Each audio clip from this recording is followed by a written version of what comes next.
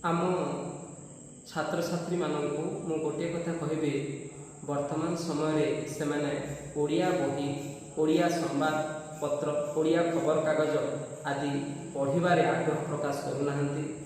जो विज्ञान और प्रजुक्ति विद्यार भूय विकास फल जो मोबाइल टेलीविजन स्मार्टफोन आदि जो आसला ता फल से भितर जो बही पाठ पढ़ा स्पृहाटी धीरे धीरे कमी जाऊँगी।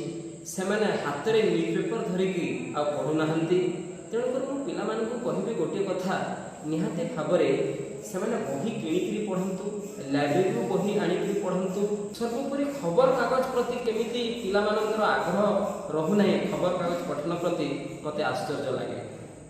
जितेबाला गोटे बही पढ़ा खबर कागज पढ़ा निहाती भाव आम अनेक जिनस जापर।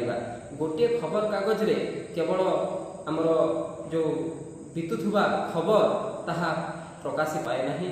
सर्वोपरि आमर विभिन्न दार्शनिक तत्वमूलक प्रबंध सब प्रकाश पाउछि। व्यक्तिनिष्ठ प्रबंध वस्तुनिष्ठ प्रबंध विभिन्न स्तंभ सब प्रकाश पाउछि।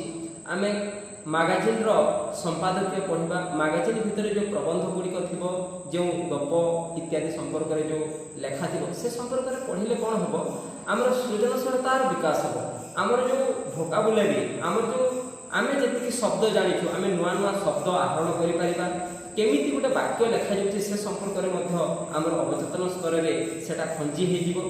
तेबे आम देखा आमर शिक्षक मैंने ठारू आम गोटे कथा शिखीचु जे से बही पढ़ुले खबर कागज पढ़ुले जहाद्वारा कि से अधिक अधिक पांडित्य अर्जन कर।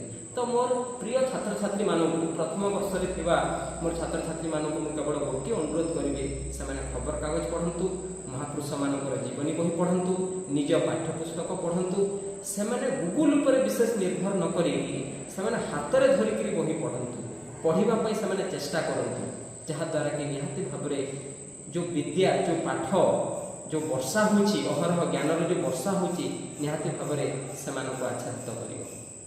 आपण मैंने जो इंटरनेट को व्यवहार करंतु किंतु जोटा कि आमर व्यक्तित्व विकास रे विशेष सहायक हो पार गुणात्मक ज्ञान संपर्क में आम जो कथारू आम अधिक जापर सेटा होची पुस्तक।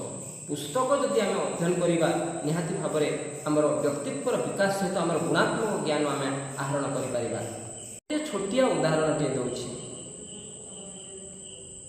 गोटे विषय उपरे जड़े वक्ता आसिकी से विश्लेषण करुछंती एवं आपण ताकू इंटरनेट माध्यम देखुछंती एवं शुणुछंती।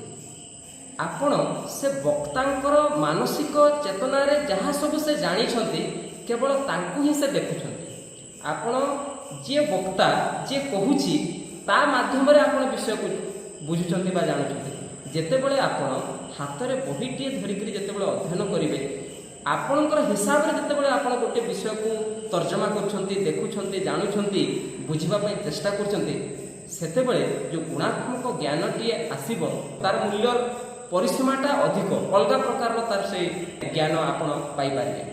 किंतु जेतेबेले आमे वीडियो माध्यम जड़े जितेबाला विश्लेषण करछंती आमे तांकर चेतना रे से जहाँ बुझिछंती आमे केवल तांको देखुछु वही कथा आमे देखुना। किंतु जदि आमे बही पढ़ा निहाती भाव आम सीमित ज्ञान परिसीमा वृद्धि पाइब। सर्वोपरि आमर जो सूक्ष्म दृष्टिभंगी आम भितर थिबा जो दार्शनिक दृष्टिभंगी अच्छी तार मध्य विकास साधित हो पाए।